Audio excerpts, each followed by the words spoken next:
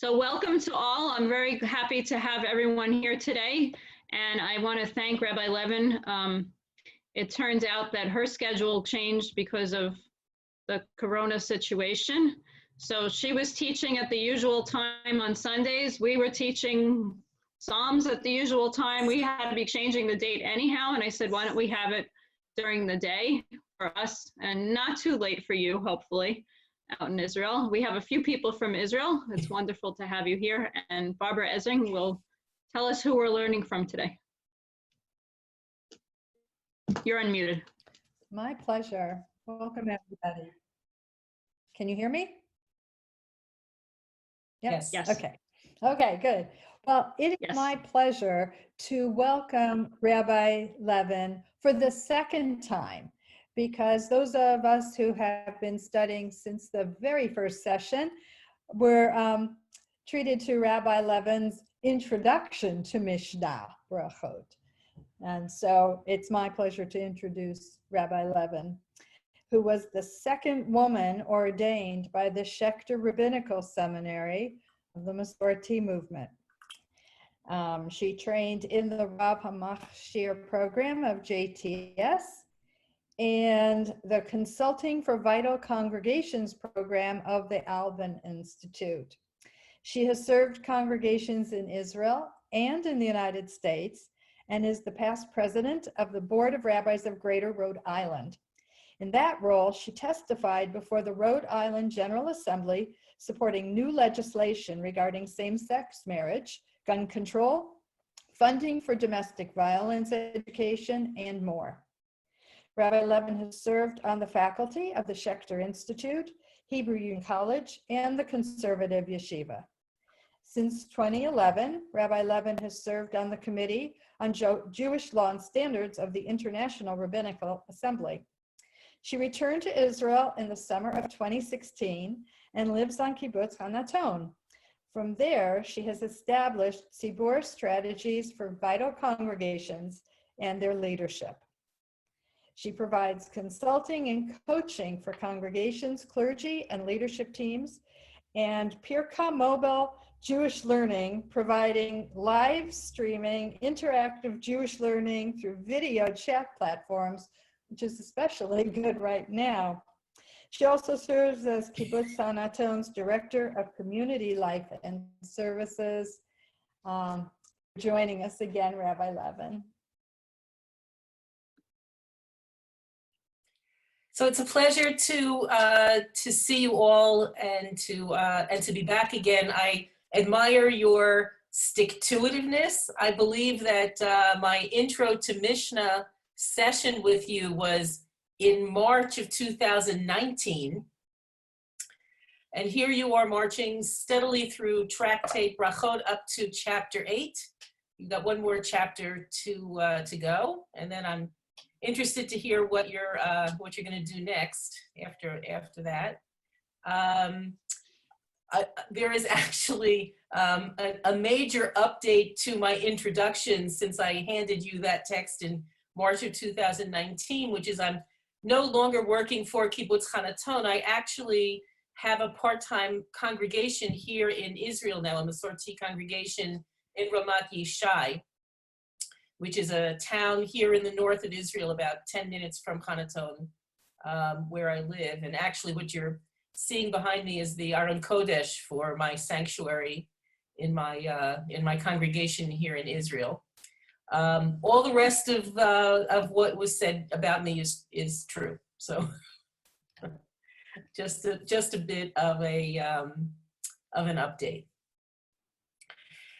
This is going to be a very different conversation than the first one that we had. When I was introducing you to Mishnah, I was talking more about the history of the genre and the dynamics of the genre and where it comes from and what the ethos is and the sources. And now we're getting into a highly technical chapter, which you're going to see in a moment could not be better timed for coronavirus era. So I hope you all have a bit of a sense of humor ready, because as soon as we get into this, you're going to see what I mean. So let me share with you. Good. Okay. So Yes. as I say, Beit Shammai and Beit Hillel at it again. One of the things that we talked about before, and that I am sure you have seen in the previous chapters of Berachot, is that Beit Shammai and Beit Hillel, the house of study in the tradition of Shammai and the house of study in the tradition of Hillel, make a point of really not agreeing with each other about anything. And that is a big part of what we're going to see in the chapter tonight. And again, I hope you'll join me in this bracha, which I like to use to recite before studying any Torah or rabbinic texts. Baruch atah Adonai Eloheinu melech haolam asher kidshanu b'mitzvotav v'tzivanu la'asok b'divrei Torah. Amen. Blessed are you, Adonai, our God, sovereign of the universe, who has sanctified us through the commandments and commanded us to engage in words of Torah. So here is our first Mishnah, and we're going to see during the course of the entire chapter where Beit Shammai and Beit Hillel are disagreeing, and we'll try to get into what it is precisely that they are disagreeing about. In general, except for a few exceptions that we'll see at the very end of the chapter, what you will be seeing are differences of opinion between Beit Hillel and Beit Shammai about how a seudah is to be ritually executed. A seudah is not just a meal. It's as I've written here in the translation, a seudah is a statutory feast, meaning this is a more ritualized meal that has blessings beyond just the hamotzi and birkat hamazon of a weekday meal, or not birkat hamazon if you're not eating bread. That's another whole conversation. But it's not just a weekday meal. It's a meal that marks either it's a Shabbat meal or a festival meal. We have other kinds of seudot that are called seudot mitzvah. So, for example, after a brit milah or a zeved habat, simchat bat, there would be a seudat mitzvah to mark the fulfillment of that mitzvah of entering a child into the covenant. Erev Pesach, in the morning, we have a study session for the firstborn, who, because the firstborn of the Israelites were spared the last plague, the Israelite firstborn are meant to fast until Pesach begins, until the Seder begins, and to kind of get them off the hook of having to fast that whole day when there's still a lot of cooking and cleaning to do and stuff like that. They complete some sort of a passage of study text, and then they have a statutory feast, a seudat mitzvah, for completing that complete entity of rabbinic text or biblical text to be able to celebrate. So they have to eat because they just did that. They finished a big hunk of studying. So we have different kinds of seudot. In the first Mishnah here, we are looking at the differences between Beit Shammai and Beit Hillel about a seudah. Beit Shammai says first one blesses over the day and then one blesses over the wine. Beit Hillel says first one blesses over the wine and then one blesses over the day. And you're going to be familiar with the content of what they're talking about if you think about Friday night Kiddush or a Kiddush on a festival evening where we have two different blessings. We first have the one-liner of Borei Pri Hagafen, blessing God as the creator of the fruit of the vine. And then we have a paragraph that either talks about Shabbat or the festival, or Shabbat and festival together if it happens to fall that way. And the end of that paragraph ends, Baruch atah Adonai Mekadesh HaShabbat, or Mekadesh Yisrael v'Hazmanim, or HaShabbat, depending on what it is. So, so the dispute here is Beit Shammai is saying, and you've got Beit Shammai here on the bottom on the left, and you've got Beit Hillel on the top on the right. And I was trying to kind of graphically show you who's saying what. And I hope I didn't make this too confusing. But Beit Shammai on the bottom on the left, who's giving you the blessings in English, their order is, first you say Mikadesh HaShabbat, first you do the bracha that sanctifies the day, and then you do the Borei Pri Hagafen, and then you do the blessing over the wine. Beit Hillel, who's on the right, they are saying, no, first you do Borei Pri Hagafen, first you do the blessing over the wine, and then you go ahead and you do that whole paragraph and you do Mikadesh HaShabbat at the end. This concept of L'Kadesh et Hayom, of sanctifying the day, actually comes from a verse in the book of Shmot, in the book of Exodus, that a lot of you are probably familiar with. Zachor et Yom HaShabbat l'kadsho, remember the Sabbath day to sanctify it. So our doing Kiddush, our sanctifying the day with this blessing, Mikadesh HaShabbat, is a fulfillment of that specific mitzvah. I'm just going to stop sharing this for a second. I just want to check and see, does anybody have any questions or anything? I guess you can chat, or you can send a message to Ellen. I'm not sure how you want to handle the we could do either one, and questions part. People can unmute themselves if they have a question. Okay. I don't see any at the moment. So my question is, right, so far so good, right? We're still fine. Okay.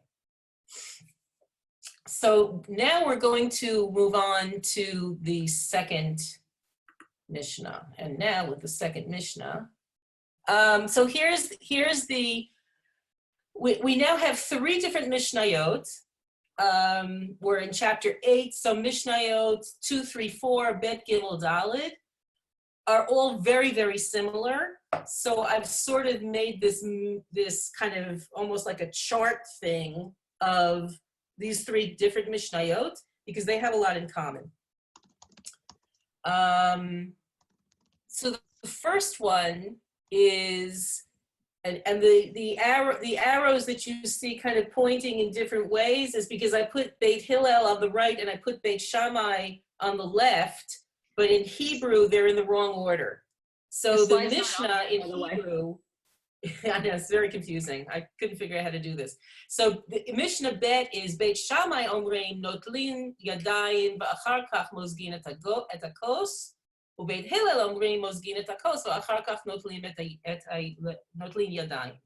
Beit Shammai says one washes hands. So so Beit Hillel's opinions are on the right of the screen, and Beit Shammai's opinions are on the left of the screen. And those arrows over the Hebrew are because the Mishnah actually always begins with Beit Shammai and ends with Beit Hillel. So on the English side, it works. You know, Beit Shammai speaks, and then you move over right to left, left to right, and Beit Hillel speaks. but in Hebrew, it's actually flipped over because I wanted the opinions to line up.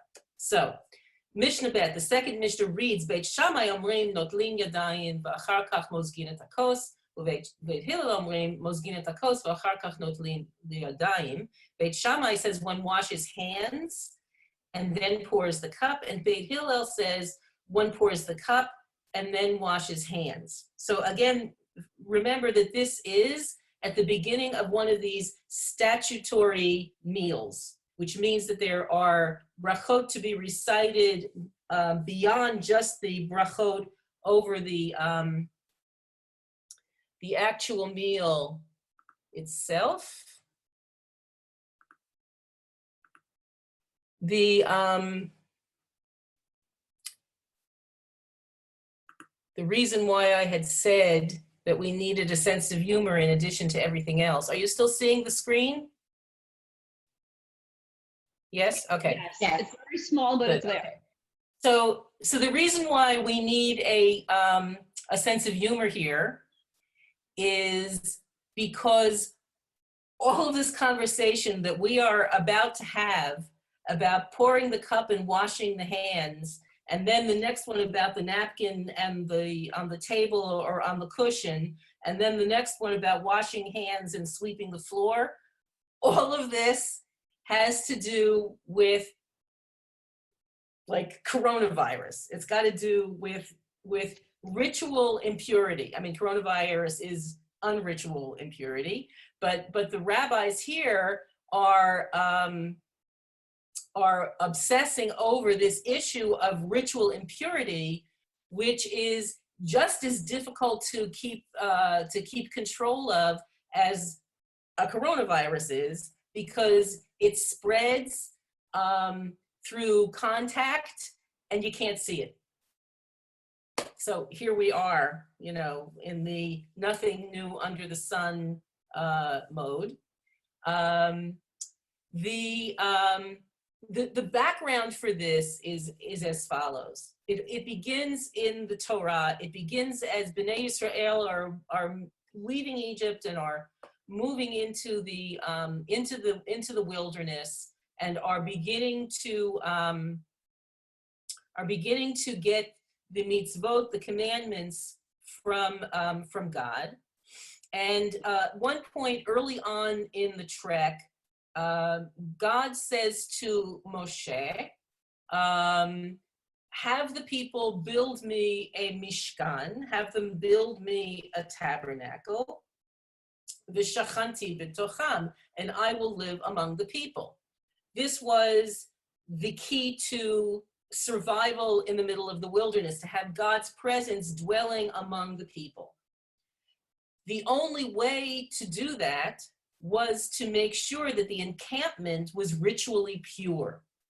And if any ritual impurity were to seep into the bounds of the encampment, the Shekhinah, God's imminent presence, would leave. And then the people would be like on their own, and it would be dangerous.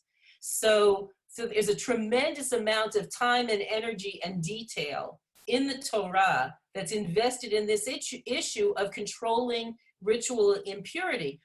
The overwhelming majority of the book of Vayikra, the book of Leviticus, is a how-to manual for the Kohanim to control different kinds of ritual impurity, as well as, you know, what kind of sacrifices and how and who brings them, and all of those other things that happen in Vayikra that happen in Leviticus. So the one context in which some of us have had some awareness of this issue is mikveh.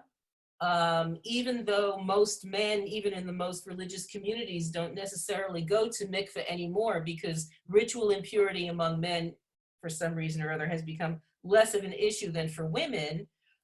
We know that women in traditional communities still go to the mikveh after their menstrual periods are over, so they can become ritually pure again, and then their husbands can be in contact with them physically, because if they don't go to the mikveh first, their husbands can contract that same ritual impurity and then they can't perform certain acts and rites and rituals themselves if they're ritually impure. So, so it has come into the modern world in a very limited way. But during biblical times and during early rabbinic times, this was a big issue, and people were deeply invested in how do we control this spreading miasma of ritual impurity that you can't really see it and you can't really feel it, but you have to know how to control it. And you'll see that a lot of what they're talking about sounds an awful lot like, you know, masks and gloves today, because we can't see it and we can't feel it, but you know, it's spreading anyway. So this is what the conversation is between Beit Hillel and Beit Shammai about this issue of the cup and Notlin Yadayim. Netilat Yadayim isn't just washing hands. Those of you who have been engaged in this ritual hand washing, you know that we don't do Netilat Yadayim from a tap, right? We have a separate vessel, and water goes into that separate vessel, and then we pour the water over our hands from that separate vessel. That's Netilat Yadayim. So the issue of the cleanliness, the ritual cleanliness of the vessel is important, and then that water can cleanse the hands of any ritual defilement, any ritual impurity that may have gotten on hands during the course of the time up until this this meal is supposed to be happening. The main source of ritual impurity is something that has to do with death. Either being in touch with a human corpse or an animal carcass will put ritual impurity, will make you a first degree, will contract on you first degree ritual defilement.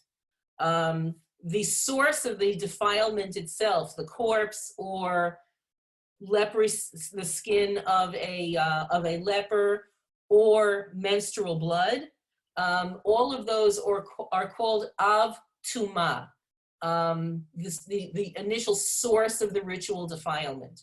And then in gradated degrees, that source of defilement passes from one entity to another entity. So so from the physical contact with the av tuma, with the corpse or the leper or whatever it is, the person who has touched that has contracted a first degree of ritual defilement, which can pass on, that kind of defilement can pass on only to food or to drink. And at that point, the food or the drink that has received this next level of ritual defilement is called a second degree of ritual defilement. And that second degree of ritual defilement can only pass on further a third degree of ritual defilement to very specific objects that have been consecrated to be passed on to the Kohanim, to the priests. So the further you go in this chain of transmission from the initial source to the first degree, to the second degree, to the third degree, on the one hand, it is able to contract, it's able to pass on that ritual defilement to fewer and fewer categories of objects, but the objects that are left that are that can then contract these last levels of ritual defilement are the things that need to be the most protected from ritual defilement, meaning things that the Kohanim are either going to eat or are going to bring for sacrifice or are being brought to the temple or to the tabernacle for whatever reason. So that's what this chain of transmission is, that's being referred to in this second Mishnah. So the argument between Beit Hillel and Beit Shammai is a very technical argument about what is the safest way to approach this meal, keeping in mind that we are obligated to avoid passing on this ritual defilement in this setting where there is food and drink. So Beit Shammai, they say, first you wash your hands from the vessel, the nitilat yadayim, and then you pour water, you pour wine into the cup that you're going to use for kiddush. And their issue is that when the wine is poured into the cup, some of the wine can spill onto the outside of the cup. And if the person who is holding the cup has not first washed their hands, then the wine can be defiled by what is on the unclean hands, and the outside of the cup can also become defiled by the unclean hands touching the liquid, because this first degree ritual defilement passes to liquids and to foods. And this liquid on the outside can actually penetrate into the cup and make the whole thing, including the contents of the cup, ritually defiled itself. Beit Hillel says first you pour. Beit Shammai says you wash your hands, you pour the wine, and then you do the kiddush, and then you do hamotzi. Beit Hillel says you pour the wine, you make the blessing, you drink the wine, and then you wash your hands. Why do they say that? Because according to Beit Hillel, if you were to follow Beit Shammai's system, you would contract the defilement from the liquid from the outside of the cup, and since you're not washing your hands between kiddush and hamotzi, then when you took your defiled by the liquids on the cup's hands and you picked up the bread, you would be transferring that ritually defiled stuff to the bread itself, and then the whole meal would be ritually impure. So Beit Hillel says better you should do the wine. Don't worry about the wine, the defilement penetrating the cup. It's only going to stay on the outside of the cup. So even if your hands become ritually impure from the liquid on the outside of the cup, you're going to do the kiddush, you're going to drink the wine, you're going to put the cup down, then you're going to go to nitilat yadayim, you're going to wash your hands, and then you're going to do hamotzi. And so then the bread and all the rest of the seudah, all the rest of the festive meal is safe from ritual impurity. That's that. Any questions, comments, puzzlements? So far, so good? So we do have a question. Okay. In Hebrew school, Shammai was not given much kavod and was sort of dissed. I have come to see that many Beit Shammai decisions are really deserving of much more credit. A one-woman campaign to rehab Shammai's reputation, similar to what has been done with Vashti in recent decades. This is from Beth. Oh, from Beth? Yeah. I know Beth. Okay.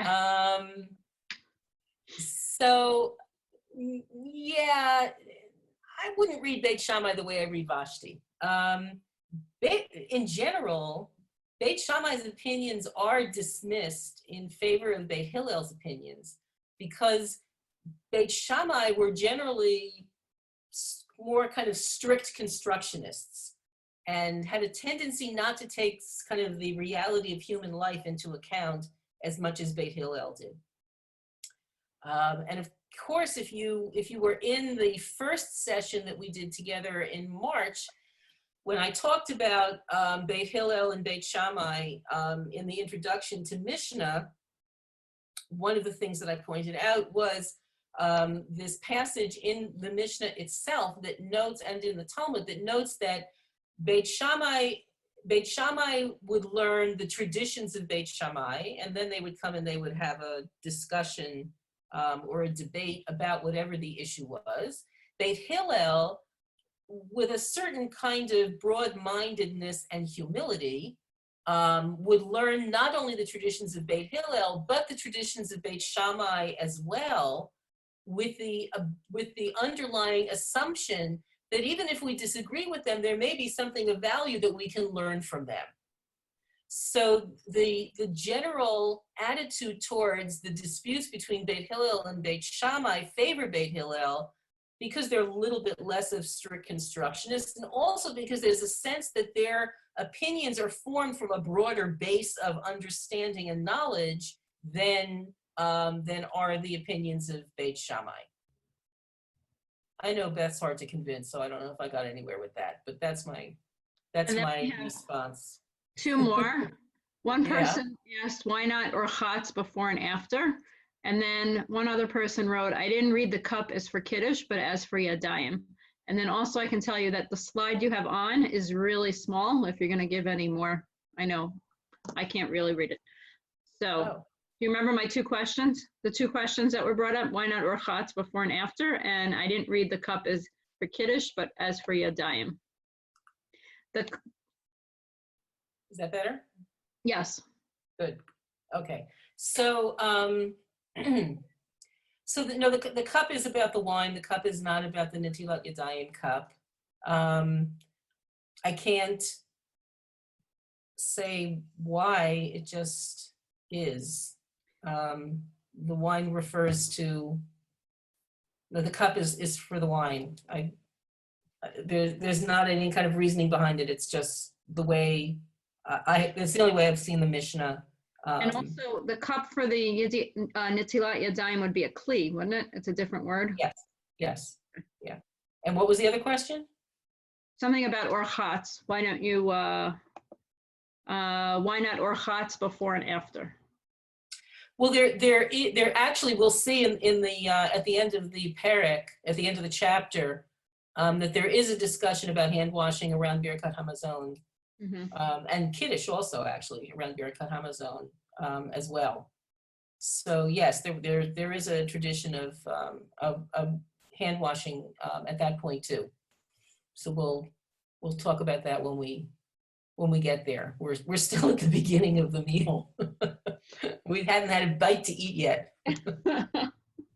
I have a question. Yeah.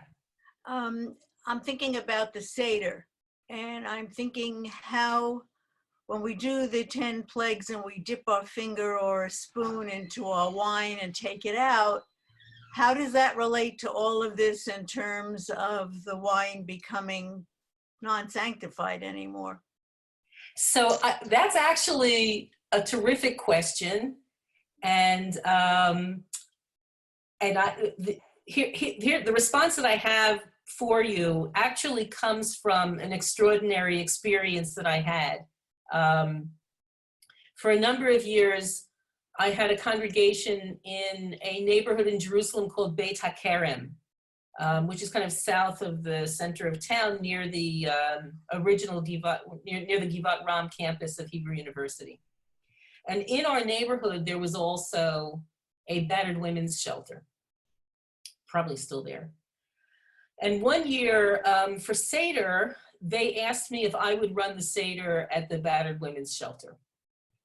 This was, for many, many reasons, an extraordinary experience, and I came out with lots of stories about it.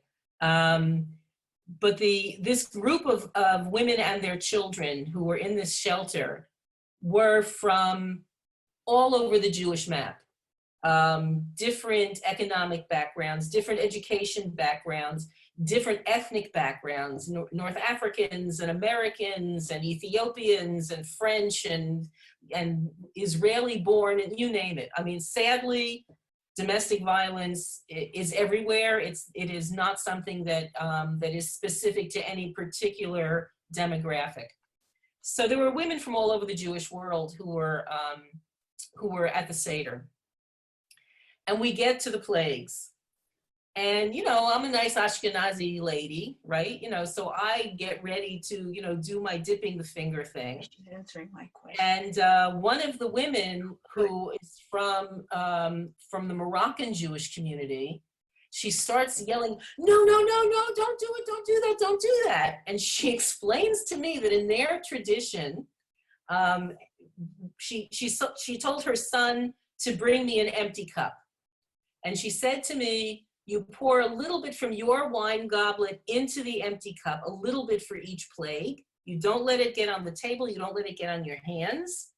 And then as soon as you've recited the 10th plague, then her son came and took the cup again, and he ran outside and he spilled it out on the ground because it's Tumah, it's a plague. You don't want a plague on your hands. You don't want a plague on the table. You don't want a plague on your plate, right? There was this visceral sense that once you say dam svardei akinim, right, you are actually creating that plague in the drops of wine that you are spilling. So it is actually a visceral thing, and a, you know, in this particular tradition, and since then, of course, I haven't been able to make my little dots on the plate again. she convinced me. So in this case, the Ashkenazim might have gotten it a little bit wrong. I don't know if that really answers your question or not, but okay. Should we move on? Mm-hmm. Yes. Emily, did you have something to respond? Did you have something you wanted to say? No, it's fine. Okay, all right. Thank you. Yeah, Thank you. sure. And yes, Rabbi, you can go on. Okay, so we're now on the third Mishnah, which is Beit Shammai. Beit Shammai omrim mekaneach yadav b'mapa u'menicha al hashulchan, u'Beit Hillel omrim al hakesef. Beit Shammai says one wipes one's hand on a napkin and places it on the table. And Beit Hillel says on the cushion, meaning not that you wipe your hands on the cushion, but that you put the napkin on the cushion that you're sitting on instead of on the table. We are basically in the same conversation. We're still on this conversation about there is ritual defilement around, and we need to contain it, and we need to make sure that we aren't passing it on to the food that we're eating, and that we're not passing it on to the other people at the table. I can't help but keep thinking about coronavirus and masks and gloves and everything, you know, while I'm reading these Mishnayot. I don't know if they're striking you quite the same way or not. Beit Shammai is saying, you take your napkin and you put your napkin on the table because the cushion or the chair that you're sitting on might be ritually unclean. Because it hasn't gone through nitilat yadayim or, you know, or anything like that. And there are different things that could have touched it that could have made that ritually unclean. But if there's moisture on the napkin, because we know that liquids transmit the impurity, right? If you put the napkin on the chair, and then you touch that, the ritual impurity comes to your hands because through the liquids, you know, that this is how the stuff is passed on.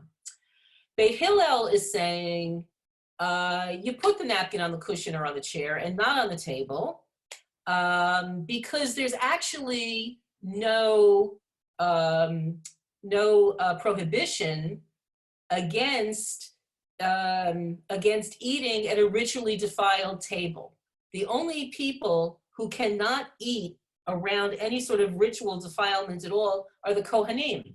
Because the Kohanim, they're eating that sanctified stuff, that sacralized stuff that has to be completely protected from any ritual defilement, right? That's the food, the offerings and the sacrifices and all of that, including the truma, the food that the Kohanim eat. All of that is that stuff that's further down that chain of transmission, where the defilement, gets to a narrower target, to the one thing that really must be protected from any kind of ritual defilement, which is the food from the Kohanim. But where we're sitting and where we're eating, we're not worried about the Kohanim. They're not going to come and sit and eat with us anyway, because they're off in their own place eating their truma. And so even if we pick up some defilement from the bench or the cushion or the whatever it is, we've got some latitude, and it's more a rabbinic decree than a Torah decree to avoid this ritual defilement in these objects. And so Beit Hillel says, put the napkin on the cushion and not on the table, and you're fine. The fourth Mishnah is about cleaning up afterwards. So Beit Hillel omrim notnim li yadayim v'achar kach mechabdim et habayit. Beit Shammai omrim, Beit Shammai omrim mechabdim et habayit v'achar kach notnim li yadayim, uBeit Hillel omrim notnim li yadayim v'achar kach mechabdim et habayit. Beit Shammai say, sweep the floor and then do netilat yadayim, then wash your hands. This is at the end of the meal. So there's the second hand washing of the meal. And Beit Hillel say, wash their hands, and then they sweep the floor. It's not the same they. There is an assumption here that's really kind of extraordinary and a little bit, I think, unexpected, which is the they who are doing the sweeping are the servants or the waiters. It's not the rebbeim who are sitting in their seudah. They are being waited on by these other people. So the issue here is a piece of food has to be a certain size in order to be able to contract ritual defilement by, as we mentioned before, coming into contact with some liquid, right? That size is about the size of an olive. And, of course, they're not talking about what kind of olive. We know that olives come in different sizes, but they're talking about, generic olive. That's the size food that is the minimum size that a food needs to be in order to contract ritual defilement. So Beit Shammai, they say, let them sweep the floor, but before we do Birkat Hamazon, we're going to wash our hands, because we're not so sure that the waiters really know what they're doing, and we're not really sure how careful they're going to be, and we can't be sitting around surrounded by bits of food that are ritually defiled, and then say blessings and praise God. We have to make sure that we're in a, kind of, COVID-free zone, a ritual impure free zone. Beit Hillel, they say, the waiters, they know what they're doing. They've been doing this for a while. You don't really have to worry about it. It's okay. So we'll wash our hands and do Birkat Hamazon, and they'll sweep. And, we're not going to worry about the ritual defilement. It's really not an issue. We can trust them, and it's all going to be fine. So all three of these Mishnayot, the second, third, and fourth Mishnayot of the chapter, are all about different concerns about contracting and transmitting this ritual impurity or this ritual defilement. Marion had a question if the Mechabdin in Mishnah Daled and 4 was related to honoring. No, in this case, Mechabdim et habayit means to sweep up the house, to clear up clear up the food on the floor and whatever. Yeah, that's what it means. Perhaps mechabdim in the sense of putting the house back in respectable order so that you can go ahead and say Birkat Hamazon. Something along those lines.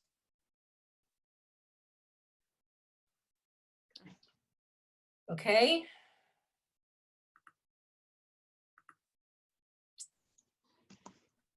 It's so interesting to think if you had taught this like 4 months ago, like pre-March, how Corona wouldn't be on everyone's minds about this, but it's really very, all day when I was working on this, that's what I was thinking of was, timing is everything. yeah. Right. It's like at the Seder that Orchatz and Rachatz meant so much more to everybody this year. Nachon? Yeah, it's really true. Whoops. I went a little too far. The fifth Mishnah. Beit Shammai omrim ner umazon ubsamim v'havdalah, ubeit Hillel omrim ner uvesamim umazon v'havdalah. Beit Shammai omrim shebara me'or ha'esh, Beit Hillel omrim borei me'orei ha'esh. So two different disputes. Now we have moved on to Birkat Hamazon and Havdalah. So what's, first of all, the context in which Birkat Hamazon and Havdalah come together. They're talking about, it's Shabbat afternoon, it's Seudah Shlishit, and Mincha went on for such a long time that they only get to eating the Seudah Shlishit just right at the moment when Havdalah is happening. So they're finishing Seudah Shlishit and they're going straight into Havdalah, and it's all happening at around the same time. And so now they have this issue about, so in what order are we going to recite the blessings, the blessings that have to do with both Havdalah and Birkat Hamazon. That's what the first half of the Mishnah is about. And the second half of the Mishnah is about this bracha from Havdalah, about what we say over the candle, of what we say over the light. So Beit Shammai says, first you're going to do the bracha over the candle, then you're going to do Birkat Hamazon, then you're going to do the spices, and then you're going to do that last paragraph of the Havdalah prayer. And Beit Hillel agrees about starting with the candle and ending with Havdalah, but they want to reverse. Instead of meal and then spices, they want to do spices and then meal. And the reason why they're doing that is Beit Shammai is basing their order on what they perceive to be the order of benefit, what it is that you are encountering as you work your way through this transition from Shabbat back to weekday again. The candle, according to Beit Shammai, is the first thing that you're going to encounter because light is dramatic, right? But then you just ate, and so you've benefited from the food, and so that's the next thing that you want to address in your prayers. And then you do the spices, and then you do Havdalah to do the transitioning out of Shabbat. Beit Hillel has a different order, which is kind of interesting. Beit Hillel says we're going to go from our least to our most refined senses.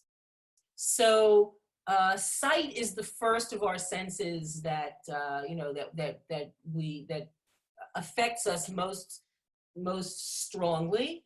So we're going to do the blessing over light first because we see first, and then we're going to move on to taste, which is the wine that the blessing over the wine that's recited during Birkat Hamazon, which we'll get to at the end of the chapter again.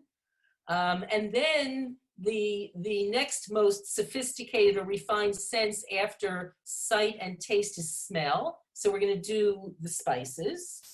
And then the most sophisticated, the most refined of our senses, of all of them, is our minds. Because our minds conceptualize and our minds make distinctions. So we're going to save that one for last, and that's the blessing about Havdalah, Ben Kodesh L'chol, Ben Yisrael L'amim, the blessing of Havdalah that talks about the distinction between the Shabbat and the other 6 days, between Israel and the people, between the sacred and the profane. So that's where Beit Hillel's progression comes from in this admittedly not common moment when Suda Shlishit has gone so far that we're pushing up against Havdalah. Then there's another really interesting dispute between them about the blessing over the candle, which we recite as Borei Meorei Ha'esh, which is in the plural, right? And it's in the present tense. Borei is creator, Meorei Ha'esh, who creates the lights of the fire. But Beit Shammai's version is Shebara Meor Ha'esh, who created in the past the light of the fire in the singular. So the conceptual difference between these two blessings is that Beit Shammai is talking about the initial fire, the initial element of fire that God created with the creation. And Beit Shammai says that fire only had one color. It was like this elemental purity of fire only had one color. Beit Hillel is saying every time we strike a match or we light a candle or we light a fire in the fireplace or whatever it is, we are recreating that light, and God is recreating that light with us. So it needs to be in the present tense. And open your eyes and take a look, and you'll see that flames have lots of different colors. Flames are not just one color. So this is one of these sort of iconic moments in these disputes between Beit Hillel and Beit Shammai. Beit Hillel is very reality based, and this is what we're doing all the time, and this is what we have to mark all the time. And Beit Shammai, they're back in what happened during creation. Okay, that's the fifth.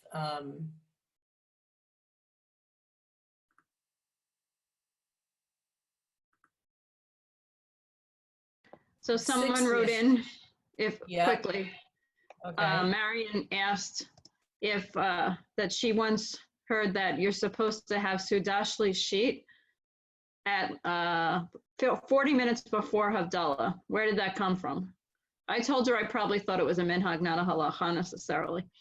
And the last question was, does this include from start to end of Shabbat? But the last Mishnah was only about Havdalah, right? Not referencing. Okay. Yeah, the last Mishnah was only about Havdalah. And the 40 minutes before Havdalah for Suda Shlishit, I'm also not familiar with that as a halacha, but it kind of is probably good best practice to avoid exactly the confusing scenario that's described in the Mishnah. Okay, this Mishnah, this slide that you see now doesn't have any pictures of Shammai and Hillel on there because there's no dispute here between the two of them. This is just the Tana, the anonymous Tanaitic source that's reporting the law, and there's no dispute over it. So they make 4 points in this Mishnah. The first is Ein Nevarchim lo al haner v'lo al besamim shel ovdei kochavim. We do not recite a bracha, we do not say a blessing over candle or spices of star worshipers, pagans. The second is v'lo ala ner v'lo al habasanim shel hametim. Nor do we recite brachot over the candles or the spices of the dead. So the tradition was that a candle would be lit near a dead body to respect the neshama of the person who has passed away. And in other contexts, we are familiar with this concept of a ner neshama. That's what the Hebrew is for a yortzeit candle, is ner neshama. And we light a candle at every yortzeit and at Yizkor. So this idea of light and the neshama are familiar to us. The spices of the dead, so we have to remind ourselves that the Mishnaic period is well before the invention of refrigeration, right? And the Middle East can be a toasty place. So, so the spices are the reality check. The spices of the dead are spices that would be placed on or around the body to mask the odor of a decomposing body until the person could be buried. So we do not say the blessings for Havdalah over the candle or the spices that have been provided for the deceased. We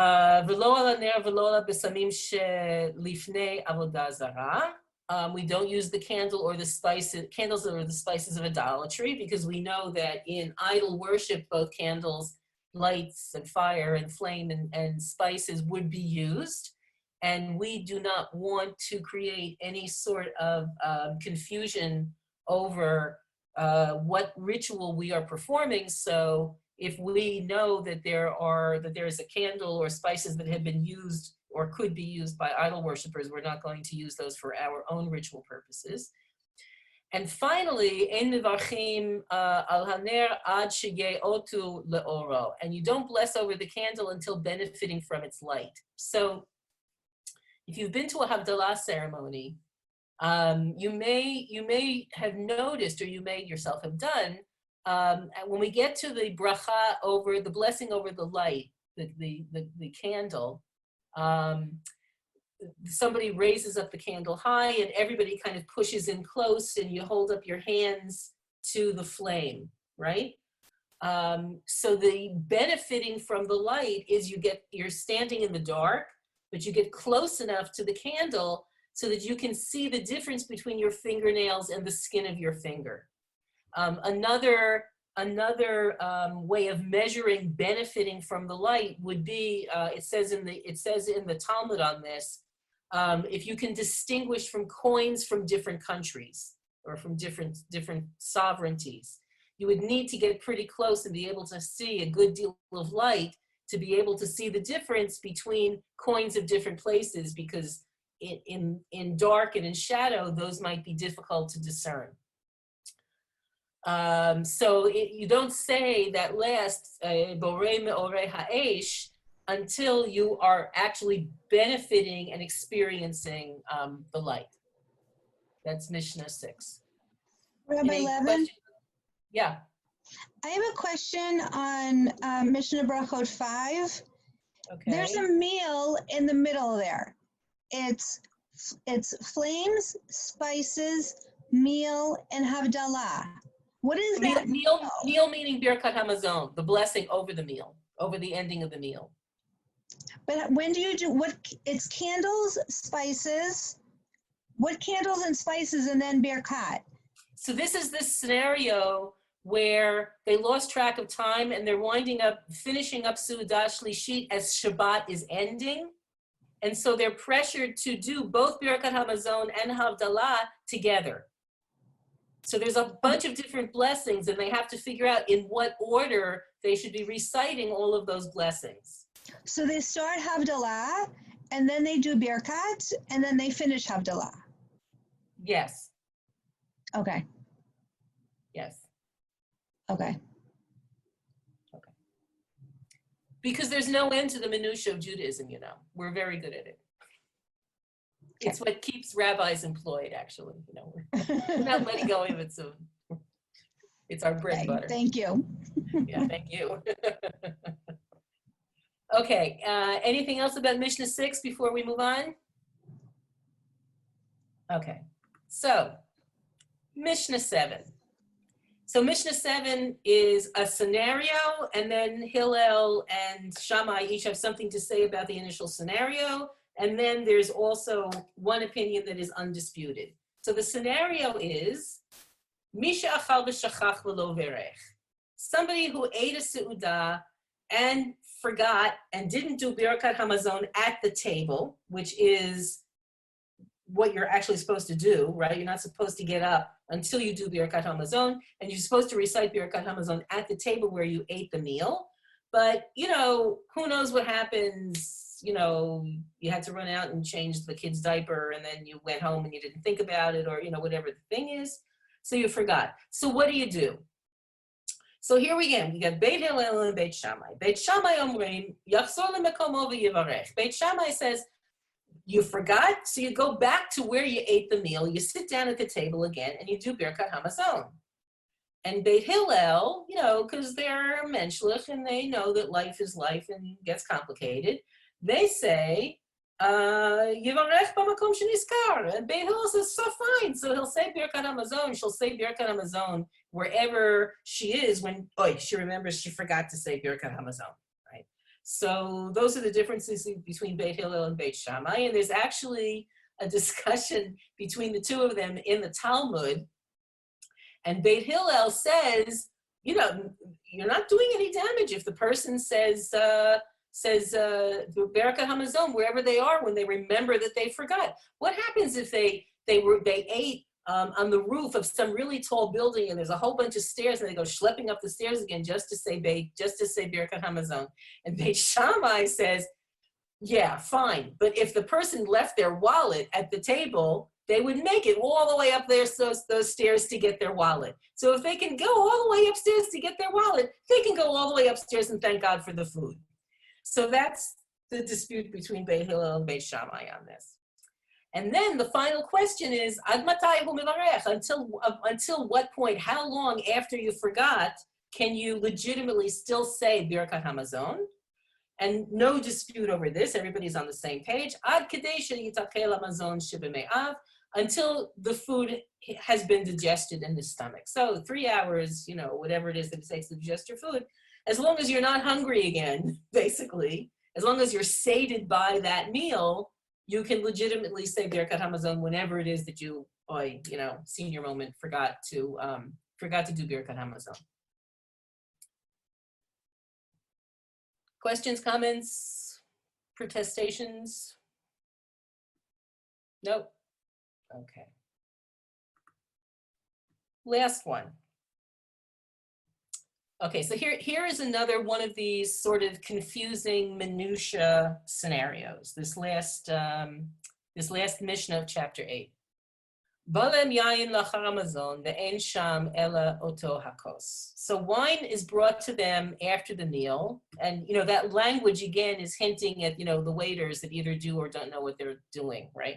So somebody brings them wine after the meal, and there is none there but the same cup, meaning this might not be a meal where they had to do kiddush first. If you're doing a sudat mitzvah for like the fast of the firstborn, there's no kiddush to say, right? So you wouldn't necessarily be drinking wine with that meal. But if they bring you some wine towards the end of the meal when you're doing Birkat Hamazon, in what order do you do Borei Pri Hagafen and do you do the Birkat Hamazon? So Beit Hillel and Beit Shammai again, are having a hard time getting on the same page about this. Beit Shammai omrim mivarech al hayayin v'achar kach mivarech al hamazon. Beit Shammai says first you bless on the wine, and afterwards you bless on the meal. Beit Hillel omrim mivarech al hamazon v'achar kach mivarech al hayayin. And Beit Hillel says no, you bless on the food, and after you bless on the food, then you bless on the wine. So this is admittedly kind of a point of confusion even in the Talmud. Some people look at this and they say they actually both agree, both Beit Hillel and Beit Shammai may both be agreeing that that they have to say that they are required to have wine at Birkat Hamazon, even if there was no wine served at the meal itself. And there is a tradition like that. I have seen that tradition, for example, at a Sheva Brachot, right? A Sheva Brachot is, these festive meals that happen in, rather traditional settings, the 7 days after a wedding. And people get together and they make this big festive meal. And at the Birkat Hamazon, at the end of that festive meal, in that week after the wedding, they will bring wine. Even if there wasn't wine during the meal itself, they will bring wine at the end to have wine with the Birkat Hamazon. So there are differing opinions between Beit Hillel, whether Beit Hillel and Beit Shammai are saying you have to have the wine or you don't have the wine.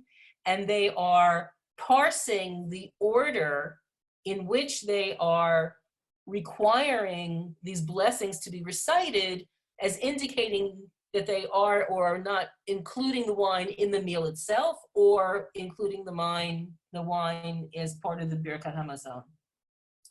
So Beit Shammai says, first you say the bracha, Borei Peri Gefen, of the wine, and then you drink some of the wine, and then you do Birkat Hamazon, and that way you are including the wine in kind of the umbrella of Birkat Hamazon at the end. Beit Hillel is saying, first you do Birkat Hamazon, and then you do Borei Peri Gefen, and you drink the wine, and then the wine is like its own freestanding entity instead of being rolled into the Birkat Hamazon. A fine point that is not necessarily going to engage us all terribly deeply. But the end of the Mishnah is something that perhaps does sort of resonate for us in a different way. So the end of the Mishnah and the end of the chapter. Onin amen achar Yisrael hamevarech, ve'en onin amen achar hakuti hamevarech, ad sheyishma kol habracha. We say amen after an Israelite blesses. If a kosher Jew does Birkat Hamazon, you say amen. And Birkat Hamazon has a number of different brachot. It's not just one, it's actually a progression of blessings. So we say amen after each one of the blessings. But if a kuti, if a Samaritan blesses, then don't say amen until the Samaritan has completed the whole Birkat Hamazon, and you hear it all the way until the end, and then you can bless or not. So this is the Samaritans, the kutim, were a group of people who en masse converted to Judaism during the early rabbinic period. The problem is that the blanking out on the word in English. The depth and integrity of their conversion was questioned because the perception was that they converted out of fear. They didn't really convert out of devotion. And this group of people have a mountain that is considered to be a sacred mountain to them, Har Gerizim, Mount Gerizim. So the teaching is wait until the person who is the Samaritan has completely finished all of Birkat Hamazon before you say amen, because if they mention Mount Gerizim someplace at the end, you're going to be sorry that you said amen earlier, because then you'll be saying amen to this sacred mountain instead of to God.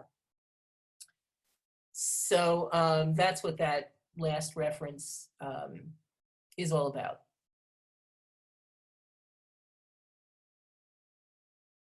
Questions, comments, confusions? I have a question. Are we done? I just wanted to ask the question. Yeah, go ahead. Okay. So on Mishnah 6, when it talks about not saying the blessing over the flames of idolaters and the spices over the dead and in front of an idol and so forth. And then it tied into, for me, to this with the Samaritans, in case they mention Mount Gerizim. So I'm assuming that we're not supposed to say then an amen to a prayer that's not a Jewish prayer. I mean, even if it's at a public meeting where they would have a pastor or whatever open with a prayer, and I'm standing there not wanting to say amen because he's mentioned Jesus. And I'm certainly not comfortable to do that, but I look all around me and I see everybody saying amen. So am I doing the proper thing? You are. Amen literally means Ditto. Like what you're saying, I'm identifying I with. agree. Yeah. Right. I agree. I am joining you in whatever it is that you're saying in your bracha. So yes, if things are being said in that prayer that are contradictory to your beliefs and your faith and your principles, you don't say amen. That's absolutely the case. When I did my training in congregational consulting with the Alban Institute, I was the only rabbi in our year, but there were a bunch of Christians from a bunch of different denominations. And every evening before we all went off to to hang out a little bit for the evening and drink some wine and do whatever we were going to do, we would all stand in this circle, and we would all stand there with our hands on each other's shoulders. And every evening, a different person would be designated to say some kind of a prayer on behalf of the group, right? And so it was, some of these Christian clergy were a little bit more sensitive than others. So some of them would say, would deliberately, just because of me, would be very careful not to say Jesus or Christ or anything else in the bracha, so that I would be able to join the amen. And others of them were, either clueless or they didn't care whether I felt excluded or not, and they would go off Jesusing and Christing and whatever it is that they were doing, and I wouldn't say amen because I'm not saying amen to that, So yeah, if you believe that words have force, right? And you believe that that what you say counts, and you have to say what you mean and mean what you say, then you have to be careful to pay attention to what you're saying amen to. Yeah. Thank you. Yeah, you're welcome. So I just want to say again, yes. Oh, I was just going to say, recently we attended a funeral of somebody's father who was Catholic. And the priest at the time made this kind of announcement because he knew there were people there who weren't of the Catholic faith. And not just for Jewish, but for Protestant, whatever. And he made the announcement that out of respect for where we were and for the deceased, that we should more or less go along with whatever they were saying. And I kind of thought to myself, wow, that's a really strange announcement to make like that. And of course we didn't. And my son and my husband and I were just sat there, Yeah. And of course we did not, we stood when everyone else stood, but we didn't participate and we didn't say amen. So it was one of the weirdest experiences I felt, that he would make that sort of, put that condition on us for having attended this funeral. You know what I'm saying? So I just was bringing I would say that this guy was not particularly sensitive to other traditions and to other people's affiliations. And, you know, I'm kind of sorry that that he felt that that was an appropriate thing to say. You know, we have lots of different conversations. You know, I'm on the Committee for Jewish Law and Standards. A couple of years ago, more than a couple now, we had a tshuva by a colleague saying that it was okay to offer the ark opening to somebody who's not Jewish. And I and another colleague felt very strongly that not only did we not vote for it, but we wrote a tshuva against it, saying this is not to be done, to offer an ark opening for somebody who's to somebody who's not Jewish. And it could be, I mean, you know, the realities of life now, the grandparents of the bar mitzvah kid aren't Jewish, right? I mean, that happens quite frequently now. It's not such a rare scenario. So we were suggesting, offer them to read a psalm or to say something personal to the kid, or, you know, there's lots of other things you can do. But to us, and we looked at the liturgy of the ark opening. Opening the ark is kind of like a mini revelation, right? You know, we're sharing Torah with the community, and we didn't feel that it was appropriate to have somebody stand there sharing the Torah with the community when somebody is of a faith that whose theology posits they have replaced the Torah with a different scripture. It just theologically didn't make sense to us. And one of the things that we didn't write in the tshuva, but that we mentioned in the conversations, was you go to a Catholic church for, you know, whatever reason you're going to a Catholic church, they're not going to offer you communion, right? You have to be a member of the church in good standing. Not everybody, you know, gets to do everything just because they're under the same roof. And different traditions and different affiliations have to be respected. What about when the father of the child is not Jewish? Then it becomes even more of a sticky situation. Look, it's a little bit hard for me to say, because I'm back in Israel now. And so this is not an issue that we deal with.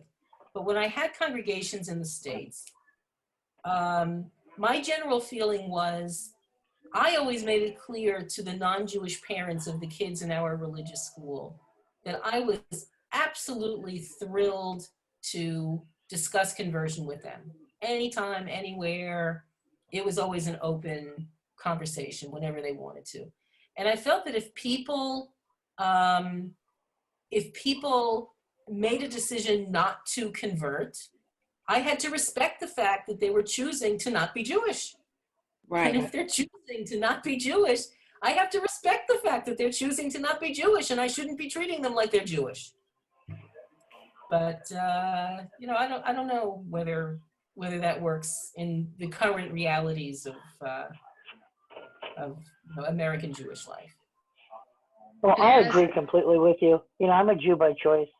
And so every single thing, every single honor that I get is magnified 1,000-fold. And I can remember being able to open the Ark for the first time.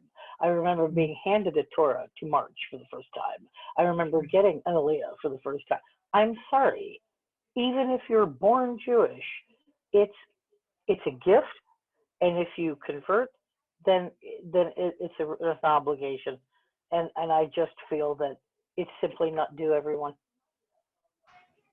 I'm unpopular too at my shul, I'll tell you. But I'm just saying that's the way I feel about it. Yeah. So I had a kind of opposite, very uncomfortable experience when, this is quite a long time ago, when I was in the States and I was a voice student, and I was a singer actually, and I was in a choir. I was hired to be a ringer in a choir in a Catholic church. And the choir walked in, and there's this creak, and they all bowed down to walk past it, and they were kissing it. So I sort of nodded and very quickly walked off with it. It was funny. I feel ya. I feel you. So I want to wrap up. Everybody, I'm having a wonderful time. This is great. But I'm getting messages from Rabbi Wolins Fields that we're supposed to be wrapping up. So we should probably, do that. Margie Miller, I went to the high school in West Orange, New Jersey with somebody named Margie Miller. Is that you? No, you're from. No, I'm sitting here. I'm wide awake. I hold on one second. I was trying to, I'm going to go back on the camera. I was trying to eat lunch and everything else while you were doing this. So I'm right here. No, it's a married name. So no. I was Philbin, Okay. and definitely not my name. Fair enough. All right. So as I said at the beginning, Yashar Kochachen, I so admire all of you, starting over a year ago with an introduction to Mishnah and getting now to the point where you're almost completed the entire tractate. I think it's awesome. And I hope very much you'll keep going in some form or other with this. I think this is fantastic. As far as I'm concerned, the greatest thing that we can do as Jews is to study text. So my kippah, I tip my kippah to all of you. Thank you, Rabbi Levin, and thank you for starting us, for teaching us twice introduction to Really a pleasure. Chapter 8. We will be continuing with Chapter 9. And I'm giving you a rabbi title, Barbara. Barbara Ezring will complete our call today. So thank you for all, and Barbara. And yes, thank you, Rabbi Levin. I really appreciate your coming back a second time. It was wonderful, great discussion. We are in the process of scheduling Chapter 9 now. As you all know, it was supposed to take place at the convention. The convention is going to be a little different this year. So we are going to schedule our very last session. We'll still be with Rabbi Cheryl Peretz, and we will recognize our accomplishments over the last 18 months of studying all 9 chapters of Mishnah Berakhot. And we will let you know as soon as we have the date scheduled with Rabbi Peretz, so that you can make arrangements to be at the very last session and celebrate with us. And you can join us, Rabbi Levin, from Israel. You can join us as well. All right, as long as it's not midnight here. No. Yeah, and we're going to have, well, I don't know about the virtual meal at the Siyum, but we're definitely going to have a Siyum. And you all can figure out the virtual meal you'll have there, but I like that, Marcia. Yeah, that's a good idea. Thank you all. Thank you very much, everybody. Everybody be well, be safe, wash your hands. Wow, wash your hands. Well, Yasha Kochef, thank you.